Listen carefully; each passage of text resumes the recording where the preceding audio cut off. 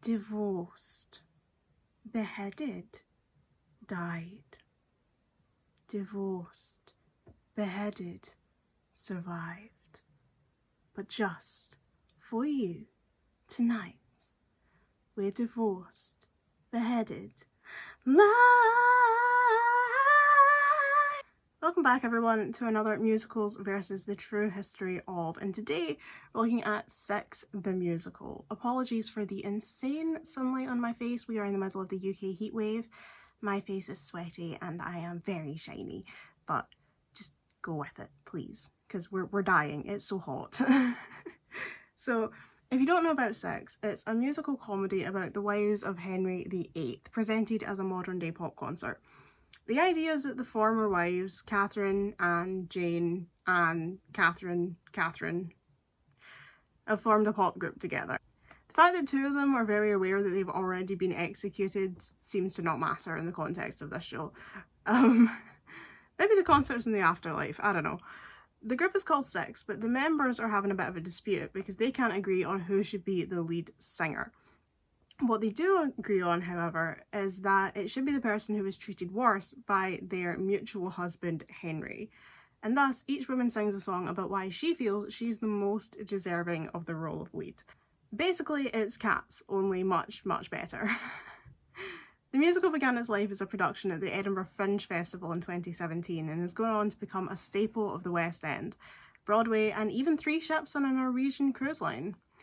The outfits are wild, the performers are incredible, the songs are certified bops, but behind all the glitz and glamour is a very real story about 6 very real ladies and the ways their lives were made and destroyed by one man.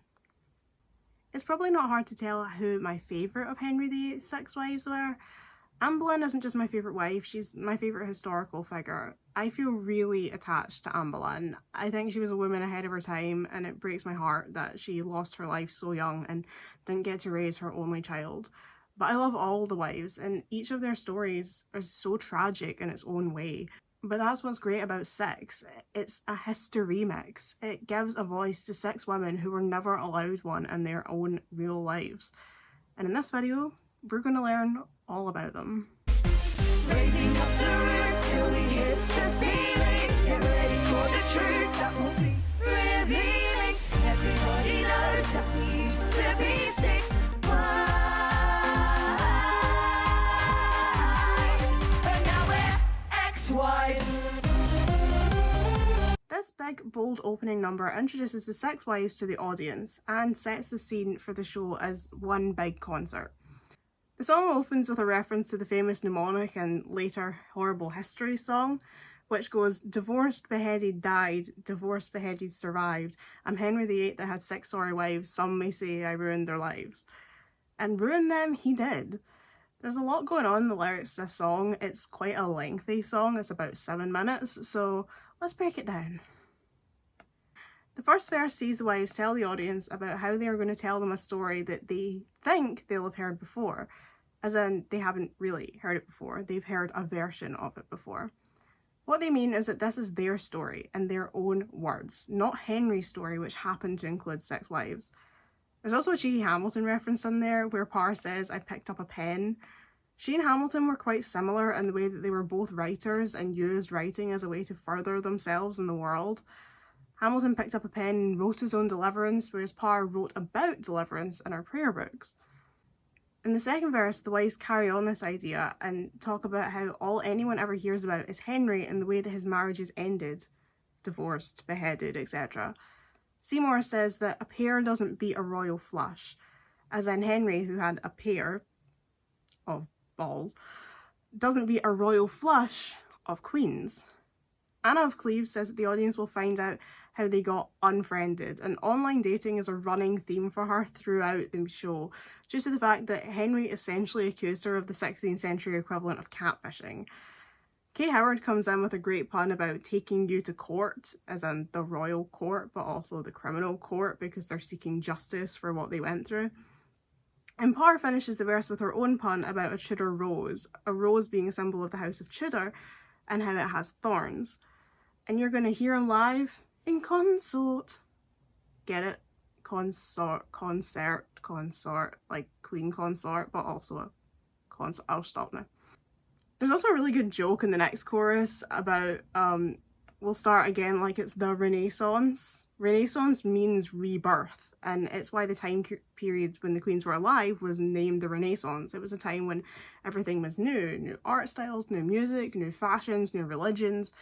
But this is also a renaissance for the queens. Their rebirth as people and not Henry's wives, them being brought back to the forefront as who they really are, as opposed to just being attached to him as his wives. We now get into the intros for each queen, starting naturally with Catherine of Aragon. Catherine tells us she was married to Henry for 24 years, which is true. They were married from the year 1509 to 1533.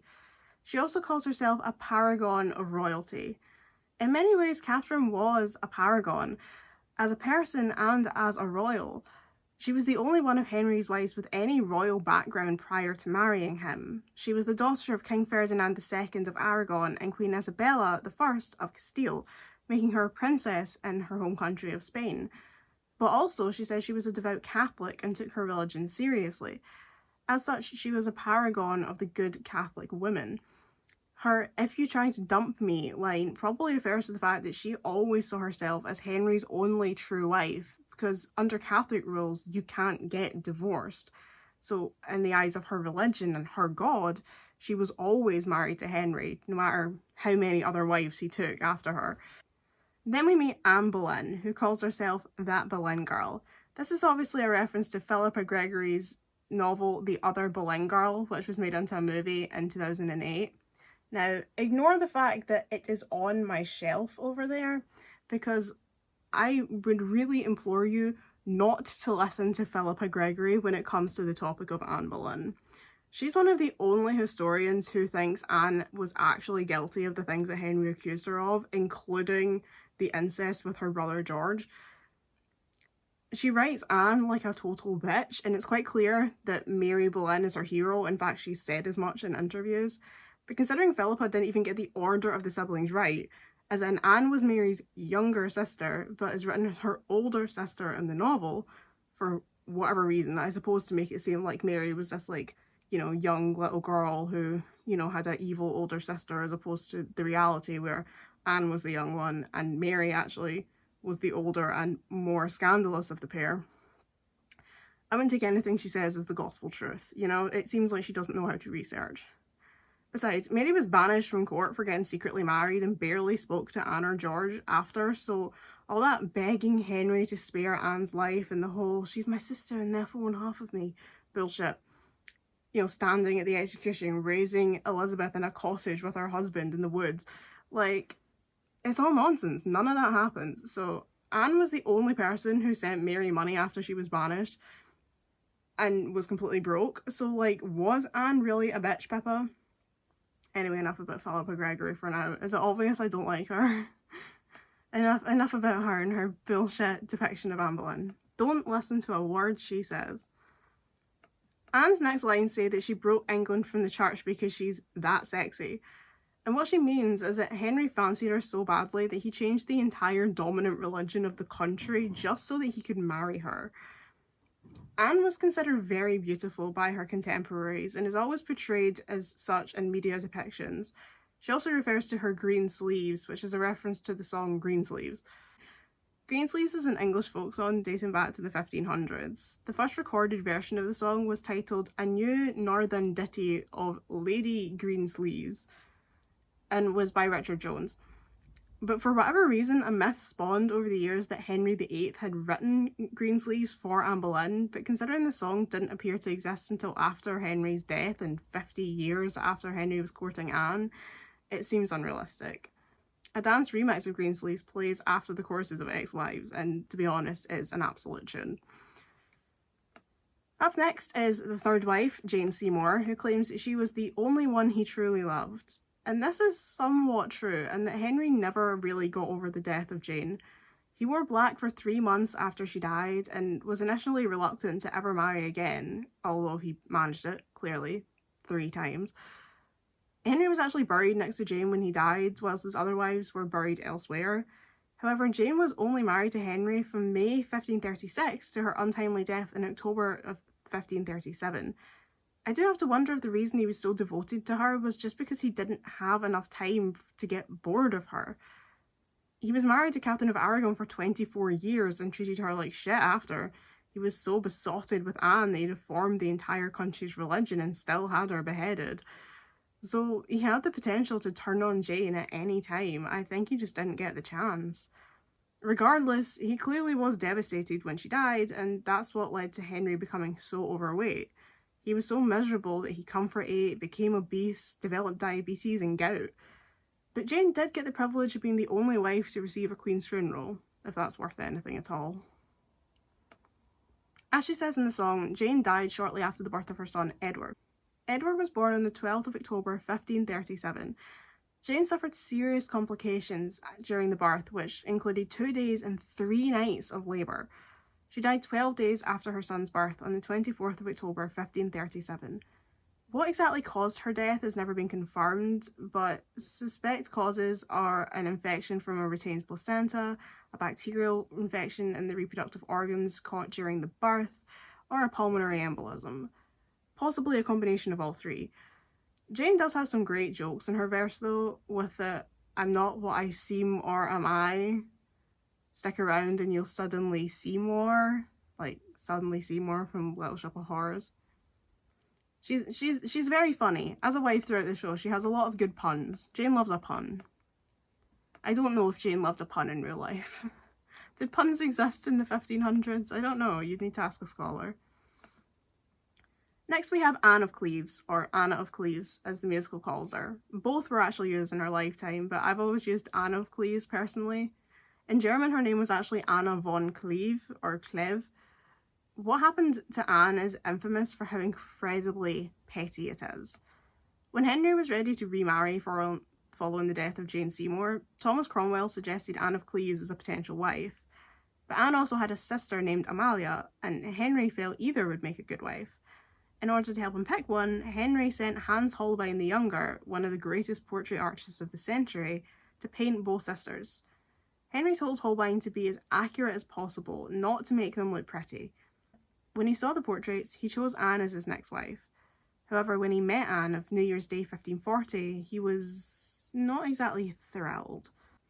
Anne didn't actually know who Henry was until he introduced himself, so she, quote, regarded him little when he came into her room. As in, she didn't know who this man who was in her bedroom was, so she wasn't really paying much mind to him. Apparently, though, that put Henry off her straight away. The fact that this woman wasn't immediately enamoured with the King of England. Well, he wasn't having that, was he? He later said, "She is nothing so fair as she hath been reported," and complained that his advisers had misled him in suggesting that he should marry her. He allegedly found Anne plain and wanted to cancel the wedding and asked Cromwell to find a legal way out of it, but Cromwell advised that this would endanger their alliance with Germany if he was seen to be rejecting one of their own people. Henry wasn't impressed with this response, and this was what ultimately, finally, broke the trust between him and Thomas Cromwell. Despite all Henry's best attempts to call off the wedding, it went ahead on the 6th of January 1540, only 6 days after the couple had met face to face for the first time. Anne reportedly found Henry to be a kind husband and told the Countess of Rutland, "When he comes to bed, he kisseth me, and he taketh me by the hand, and biddeth me good night, sweetheart. And in the morning he kisseth me, and biddeth farewell, darling." But Countess Rutland replied, "Madam, there must be more than this, or it will be long ere we have a Duke of York, which all this realm most desireth." Meaning, basically, that's nice dear, but you can't produce a kid from holding hands and kissing. Anne was told to leave court on the 24th of June, and on the 6th of July she was informed that Henry was reconsidering their marriage. The reasons were cited as Henry's disappointment in Anne's appearance and his belief that she wasn't actually a virgin. Anne agreed to an annulment, and the marriage was annulled on the 9th of July 1540, on the grounds of non-consummation and the fact Anne had previously been betrothed to Francis of Lorraine, which, by the way, was when she was 11 and he was 9, and was cancelled by the time they were teenagers, but whatever, Henry. Go with it. Meanwhile, Thomas Cromwell was arrested on a laundry list of charges and condemned to death without trial. He was stripped of his titles and property and publicly beheaded on Tower Hill on the 28th of July 1540, meaning he died in exactly the same manner that he had caused Anne Boleyn to be killed. Karma. Get fucked, Thomas Cromwell. Also, his head was put on a spike in London Bridge. Epic lols. His execution also happened to be on the exact same day that Henry married his fifth wife, Catherine Howard. Oh, by the way, I can't confirm if Henry had a little prick or not.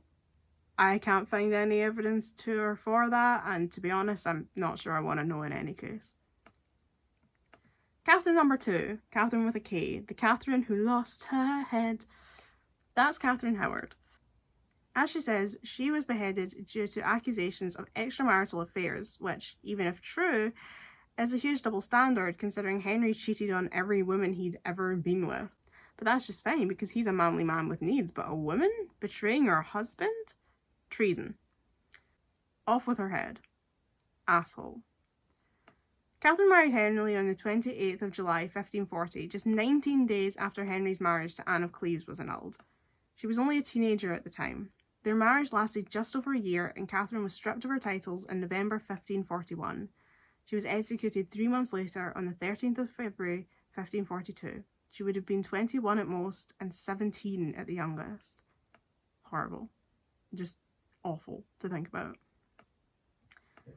5 down, she's the final wife, and she saw Henry to the end of his life. She's the survivor, Catherine Parr. Henry met Catherine while she was living as part of Henry's daughter Mary I's household.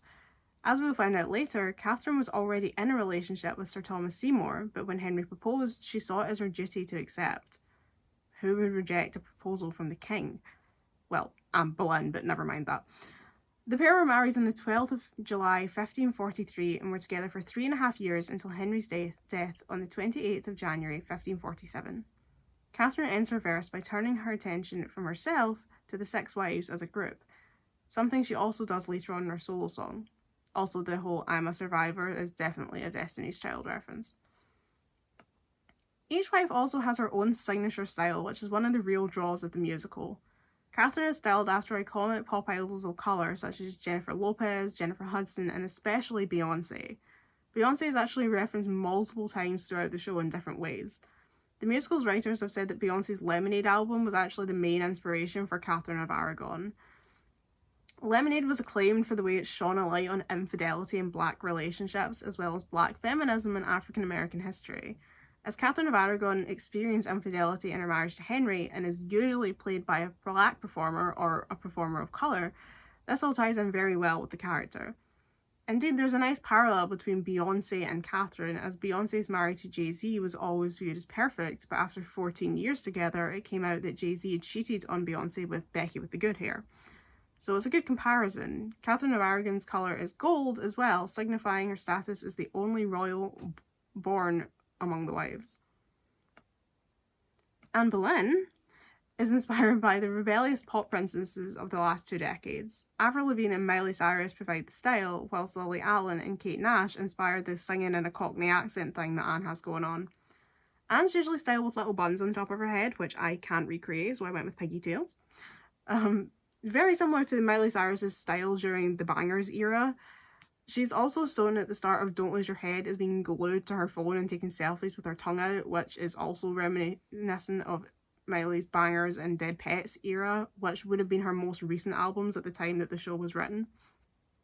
Anne's also styled in a green dress, again signalling the whole green sleeves myth, and also just looking fire because green's one of my favourite colours. Jane Seymour was modelled after pop singers famous for their big belting romance ballads, particularly Adele and Celine Dion. She's usually styled with long blonde hair and wears a black and white corset, which is made to resemble the half-timbered houses that were popular across Europe and in older British cities like York. Jane is also the most modestly dressed of the wives, showing that she was the good wife who never got into any scandals. Anne of Cleves took inspiration from West Indies pop-born stars like Rihanna and Nicki Minaj, and she's usually performed by a performer of colour.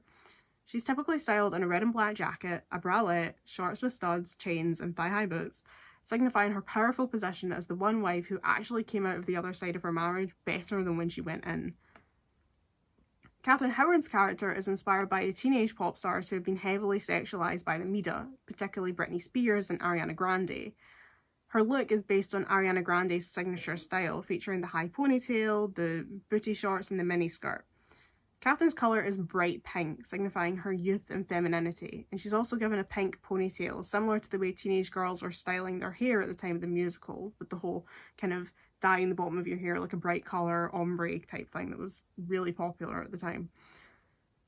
And it reminds the audience that she was barely out of her teens at the time that she died, if she was out of her teens at all. Finally, Catherine Parr is based on Alicia Keys and Emily Sandé, pop stars who have the R&B yet soulful voices.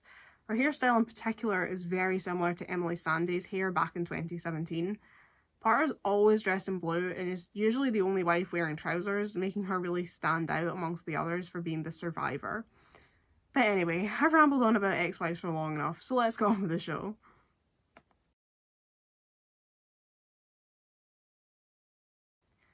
At this point, we're introduced to the plot of the musical. Basically, the band Six are on their Divorce Beheaded Live tour, but there's been this discord amongst the group because they can't decide who should be the lead singer.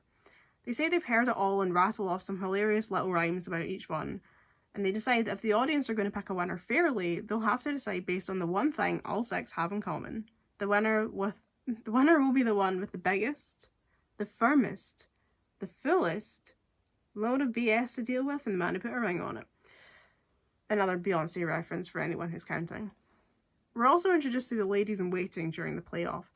The Ladies in Waiting are the live band that play behind the Queens during the show, and the performers portray 4 real ladies in waiting to the Queen.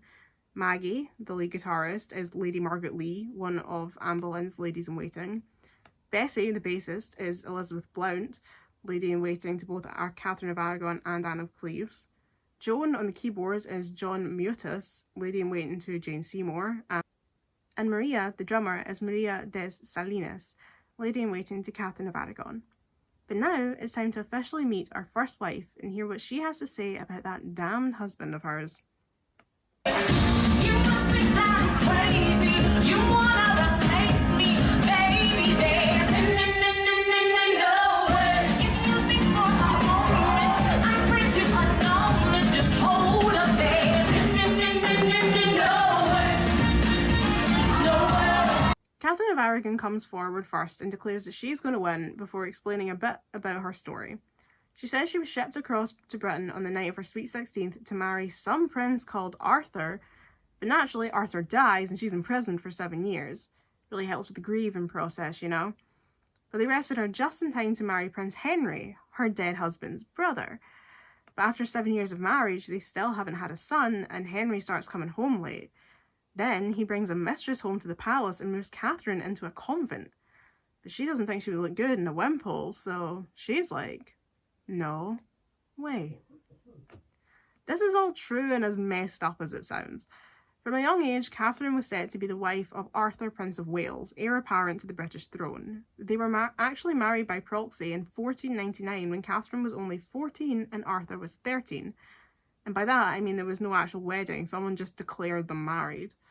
Literal children just getting declared married. Horrendous. Anyway, Catherine didn't actually get shipped off until the night before her 16th birthday, but she was only 15 at the time.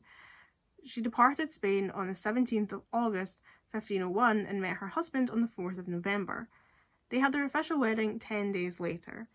Sadly, both Catherine and Arthur came down with what was known as the sweating sickness, a nasty infectious disease that was the cause of many epidemics across Europe from 1485 to 1551.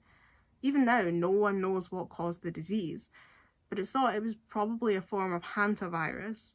In any case, symptoms were sudden and death usually occurred within hours. Catherine managed to fight off the disease, but Arthur died on the 2nd of April 1502, less than 5 months after their wedding.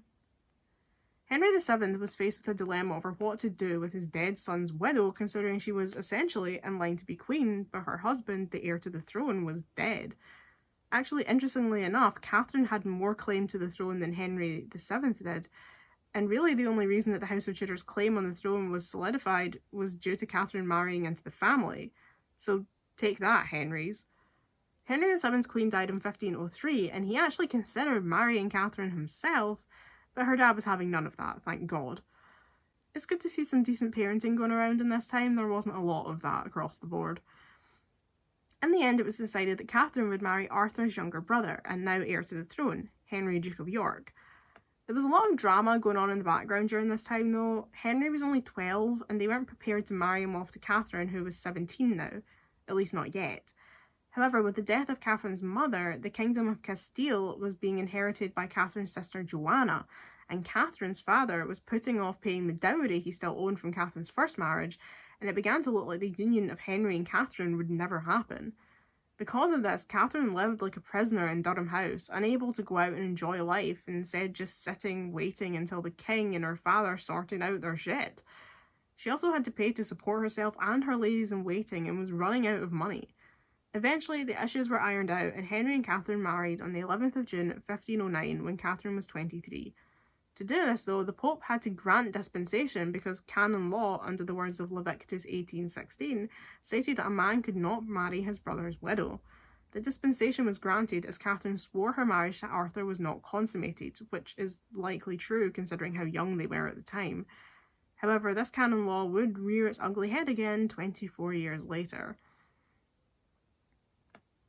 As Catherine says in her intro, one of the major points of contention in her marriage to Henry was the fact that they had no male heirs. Catherine actually gave birth to 6 children during her marriage to Henry, but unfortunately 4 were stillborn. It's horrifying to me to think that in those days, women would go through 9 months of pregnancy with no prenatal care at all, hours of agonising childbirth with no pain relief, and more often than not, they didn't even get a living baby at the end of it.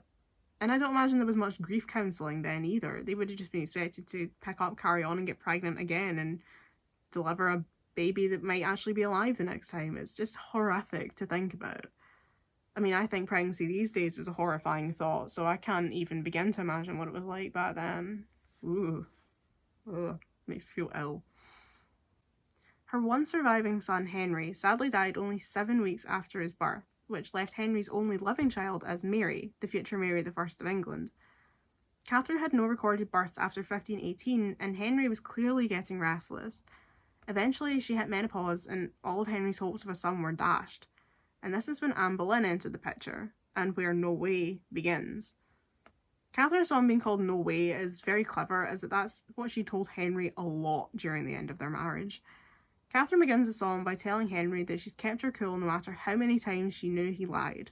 She accuses him of running around with some pretty young thing, which would be Anne Boleyn, and also mentions that he had a son out of wedlock, and that would be Henry Fitzroy, the son he had with Elizabeth Blount. Remember Bessie, the lady-in-waiting? Yeah, he had a baby with her. Henry did acknowledge him as his son from when Henry Fitzroy was about 6 years old, but sadly Henry Fitzroy ended up dying when he was 17, so he never had a chance of the throne, even if there had been a way. With Catherine no longer able to bear children, Henry was looking elsewhere and set his sights on Anne Boleyn, one of Catherine's ladies-in-waiting. The problem was that if he had children with her, they would be illegitimate, and he needed an heir who could take the throne.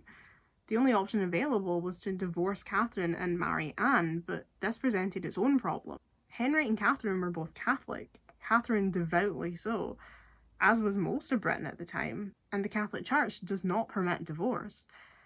According to Catholic belief, all consummated sacramental marriages are permanent, and someone cannot remarry if their spouse is still alive.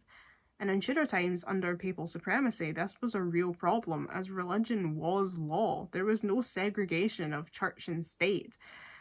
Back then, the church really did make all the rules. Nowadays, with the segregation of church and state, it's possible to be legally divorced as a Catholic couple, although some branches of Catholicism will still see your first marriage as the only marriage in the eyes of God, and any subsequent marriage would be illegitimate. But legally speaking, you can get divorced. What you can get in a Catholic marriage, however, is an annulment, and that's what Henry asked Catherine for, as she says in the Chorus of No Way. And the next verse explains why Henry felt that he was entitled to an annulment. An annulment isn't the same as a divorce. Divorce is the end of a marriage contract, but annulling a marriage is a ruling that the marriage was never valid to start with, essentially declaring the marriage as to have never happened. Henry turned to the Bible looking for a loophole that could get him out of his marriage to Catherine. And he found one. Or at least so he thought. That old chestnut, Leviticus. Specifically Leviticus 20:21. It reads, And if a man shall take his brother's wife, it is an unclean thing. He hath discovered his brother's nakedness, and they shall be childless. Henry took this to mean that his marriage was a sin from the start, and the reason they were so unlucky with children is because they had been cursed by God. Now, whether he actually thought that or it was just an excuse for an annulment is up for debate. No one really knows. As Catherine points out in the verse, though, she and Henry weren't childless. They had a living daughter, Mary. Henry's claim actually hinged on a specific retranslation of the Bible from one of his churchy pals who said that the word childless was masculine and referred only to male children. Apparently it didn't. If you had a girl child, that was fine. It had nothing to do with it, but you would be childless of male children. Okay. From then on, Henry's main focus in life was gaining that annulment. His minister suggested that Catherine should quietly retire to a convent whilst they sorted things out. Catherine replied, "God never called me to a nunnery. I am the king's true and legitimate wife." Essentially, she said, no way. There was a lot of drama in the background while this was going on. The short version is that the Pope was actually being held prisoner by the Holy Roman Emperor Charles V. Henry left his annulment request to Cardinal Thomas Wolsey, who went on to cause nothing but trouble, including trying to have Anne Boleyn exiled. Henry had him arrested and probably would have had him executed if he hadn't been terminally ill and due to die anyway. But Wolsey did manage to convince the Legantine court at Blackfriars, and Henry pled his case in front of the Pope's representative and the cardinals. Catherine also pled her case, and part of this speech is paraphrased in the Bridge of No Way. Her speech, delivered on her knees in front of Henry in a posture of absolute submission, was as follows. "Alas, sir, wherein have I offended you, or what occasion of displeasure have I deserved? I have been to you a true, humble, and obedient wife, ever comfortable to your will and pleasure, that never said or did anything to the contrary thereof, being always well pleased and contented with all things wherein you had any delight or dalliance, whether it were little or much. I never grudged in word or countenance, or showed a visage or spark of discontent. I loved all those whom ye loved, only for your sake, whether I had cause or no, and whether they were my friends or enemies. This 20 years or more that I have been your true wife, and by me ye have had divers children, although it hath pleased God to call them out of this world, which hath been no default in me." This speech is actually throughout No Way, as Catherine refers to the fact that she never complained or caused a fuss throughout her entire marriage to Henry. Having backed Henry into a corner with her impassioned and solid argument, he had no choice but to agree that she had been a good and loyal wife.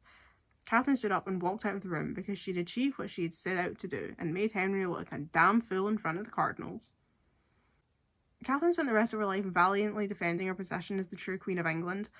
In the laws of her religion, Henry couldn't remarry while she was alive. Her servants continued to call her Queen, and a lot of the British people still saw her as their Queen. Henry, however, only gave her the right to use the title of Dowager Princess of Wales, relating to her marriage to Arthur, which he was trying to say was the only true marriage. He also spent the rest of Catherine's life forbidding her to see or speak to her daughter Mary, and also forbade Mary from attending her mother's funeral. Truly a stand-up guy was Henry. Catherine was banished from court in 1531 and died 5 years later from what was thought to have been heart cancer. Catherine finishes up her song and says she's clearly the most deserving of winning, but the other queens think there's someone else, a really important wife. You know, the really famous, controversial one that people actually care about.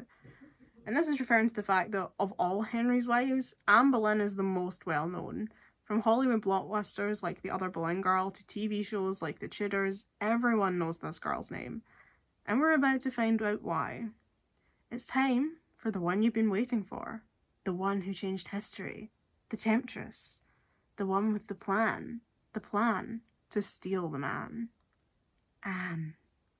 Like, what was I meant to do? Sorry, not sorry about what I said. I'm just trying to have some fun. Don't worry, don't lose your head. I didn't mean to hurt anyone. Anne's portrayal in VI is probably the furthest from the truth, which is unfortunate considering she's my favourite. This ditzy, spoilt brat is not really who Anne was, but we'll get into that. Let's talk about Don't Lose Your Head. Anne was born in possibly 1501 and possibly 1507 because records are a mess that far back. and was the daughter of Thomas Boleyn, the first Earl of Wiltshire, and Lady Elizabeth Howard. And yes, that's the same Howard family as Catherine Howard. Elizabeth was actually Catherine Howard's aunt, and Anne and Catherine were first cousins. Anyway, as a child, Anne was sent to work in the household of Margaret of Austria, who offered Anne the invite personally. She lived in the court of Savoy in Mechlin, Antwerp, and was educated in the schoolroom. She was known for her good manners and studiousness, and was always seen as a bright young lady. After about 18 months in Mechlin, she was transferred by her father to be a maid of honour to Mary Tudor, Henry VIII's sister, and her stepdaughter, Claude. She stayed there for 7 years, becoming fluent in French and developing interests in art, fashion, illuminated manuscripts, literature, music, poetry, and religious philosophy, as well as becoming well versed in French culture and etiquette. Anne was of average height and had a slender build with long, straight, and thick black or dark brown hair, dark brown, nearly black eyes, a strong nose, a definite wide mouth with slim lips, and an olive complexion. She was considered brilliant, charming, driven, elegant, forthright, and graceful, and was a keen wit and a lively, opinionated, and passionate personality. Anne was depicted as sweet and cheerful in her youth and enjoyed cards and dice games, drinking wine, French cuisine, flirting, gambling, gossiping, and good jokes. She was fond of archery, falconry, hunting, and the occasional game of bowls. She also had a sharp tongue and a terrible temper. And people wonder why I love her so much. Does she not just sound like the coolest person? Eventually, Anne was summoned back to England in 1522 by her father, who wanted her to marry James Butler, her distant cousin, but it didn't work out. In March 1522, Anne took part in the Chateau Vert pageant, playing the character of Perseverance. She was also a part of an elaborate dance alongside Mary Tudor. This could be where the "I want to dance and sing" line comes from.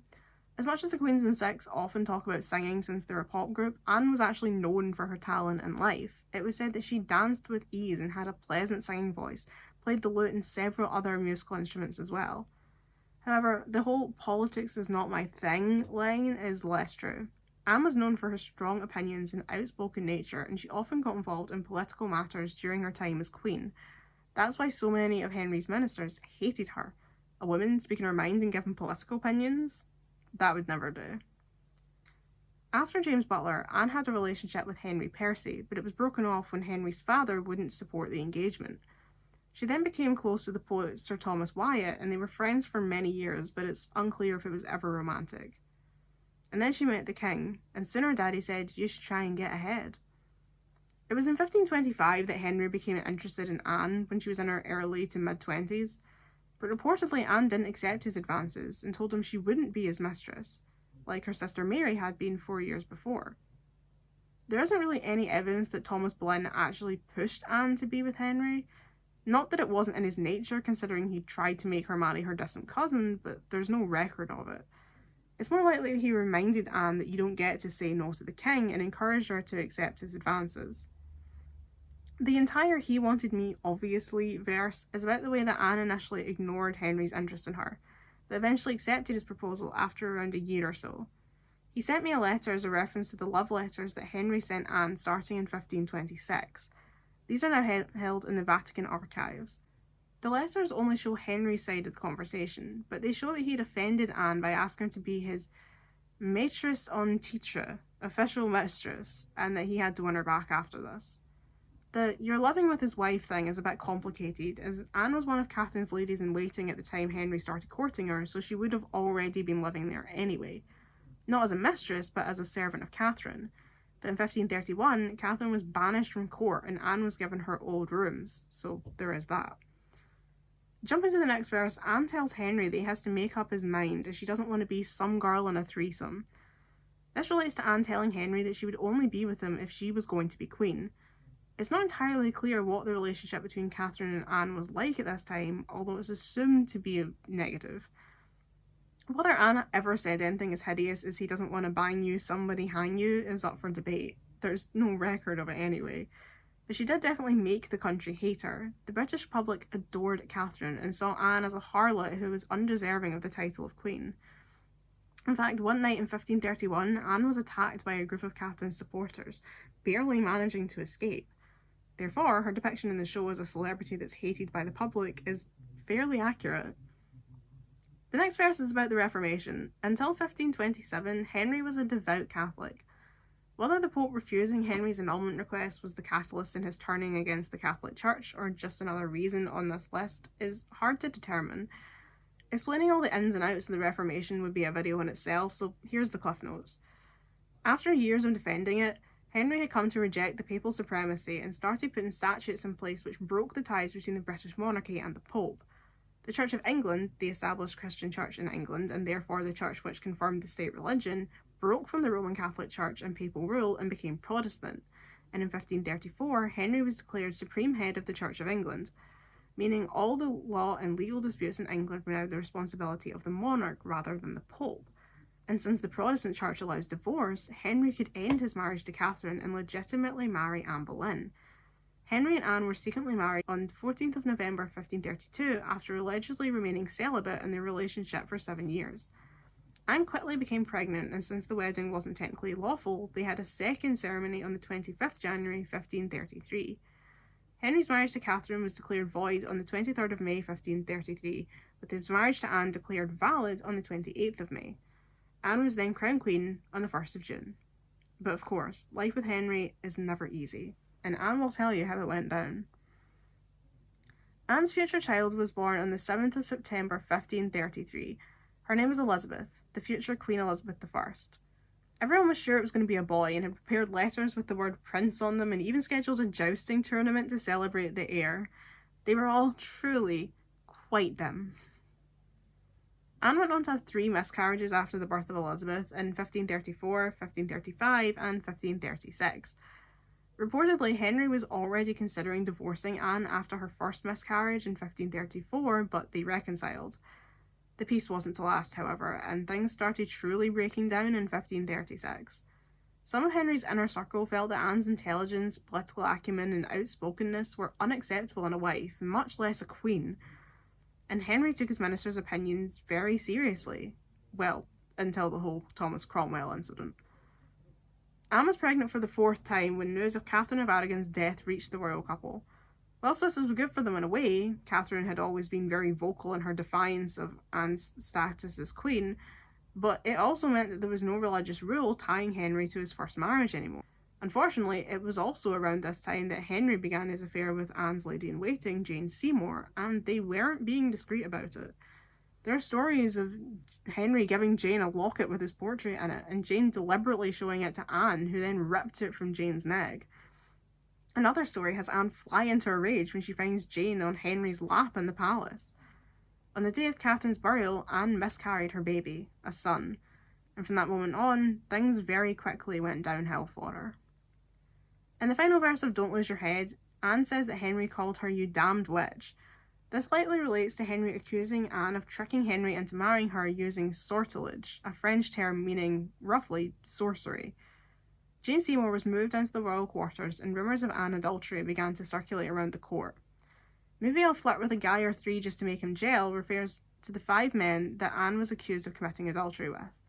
Now, I'm not condoning cheating, but it's a rich claim for Henry VIII, who had a son out of wedlock, who moved Anne into Catherine's apartments, who just moved Jane into Anne's apartments. The man's a dick. The first man Anne was accused of cheating with was a court musician, Mark Smeaton.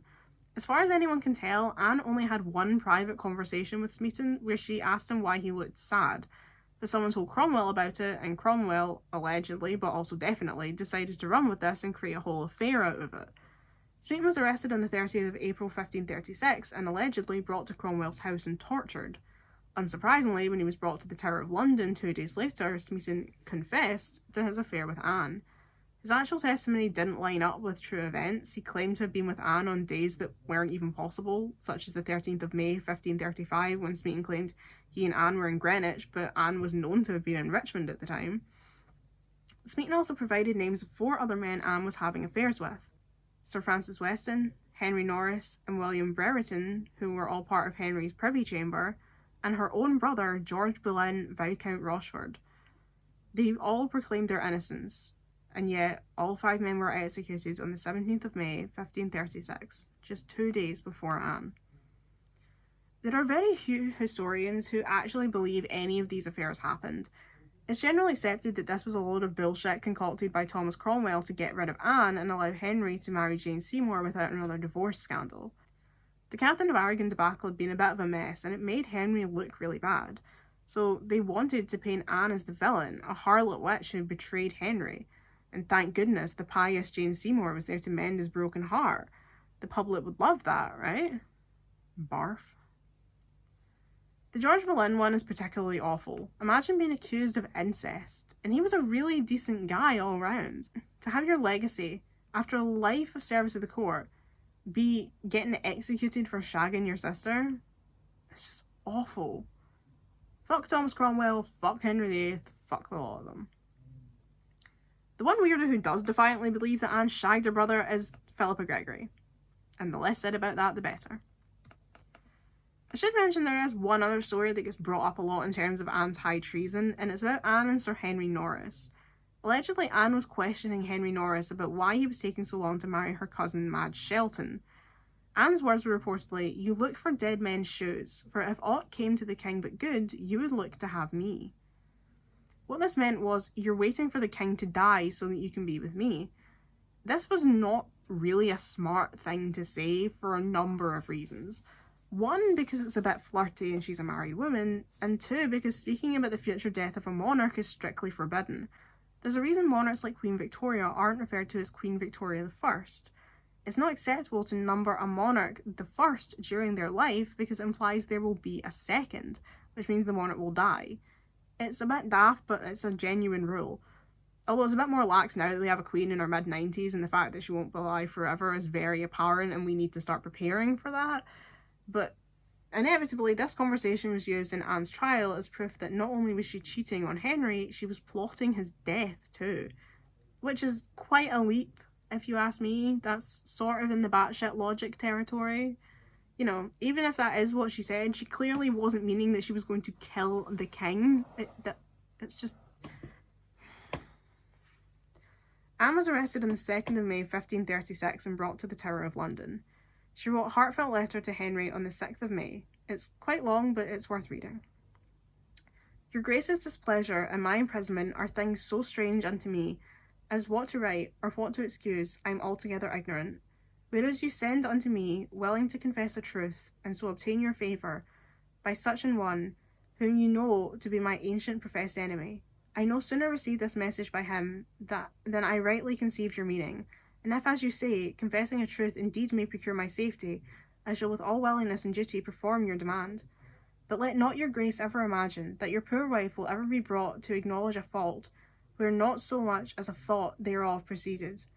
And to speak a truth, never prince had wife more loyal in all duty and in all true affection than you have ever found in Anne Boleyn, with which name and place I could willingly have contented myself, if God and your grace's pleasure had been so pleased. Neither did I at any time so far forget myself in exaltation or received queenship, but that I always looked for such alteration as I now find, for the ground of my preferment being on no surer foundation than your grace's fancy. The least alteration I knew was fit and sufficient to draw that fancy to some other object. You have chosen me, from a low estate, to be your queen and companion, far beyond my desert or desire. If then you found me worthy of such honour, good your grace, let not any light fancy or bad counsel of mine enemies withdraw your princely favour from me. Never let that stain, that unworthy stain of a disloyal heart towards your good grace, ever cast so foul a blot on your most dutiful wife, and the infant princess your daughter. Try me, good king, but let me have a lawful trial, and let not my sworn enemies sit as my accusers and judges. Yea, let me receive an open trial, for my truth shall fear no open flame, and then shall you see either my innocence cleared, your suspicion and conscience satisfied, the ignominy and slander of the world stopped, or my guilt openly declared. So that whatsoever God or you may determine of me, your grace may be freed of an open censure, and mine offence being so lawfully proved, your grace is at liberty both before God and man, not only to execute worthy punishment on me as an unlawful wife, but to follow your affection, already settled on that party, for whose sake I am now as I am, whose name I could some good while since have pointed unto, your grace being not ignorant of my suspicion therein, But if you have already determined of me that not only my death, but an infamous slander must bring you the enjoying of your desired happiness, then I desire of God that he will pardon your great sin therein, and likewise mine enemies, the instruments thereof, and that he will not call you to a strict account of your unprincely and cruel usage of me at his general judgment seat, where both you and myself must shortly appear, and in whose judgment I doubt not, whatsoever the world may think of me, mine innocence shall be openly known and sufficiently cleared.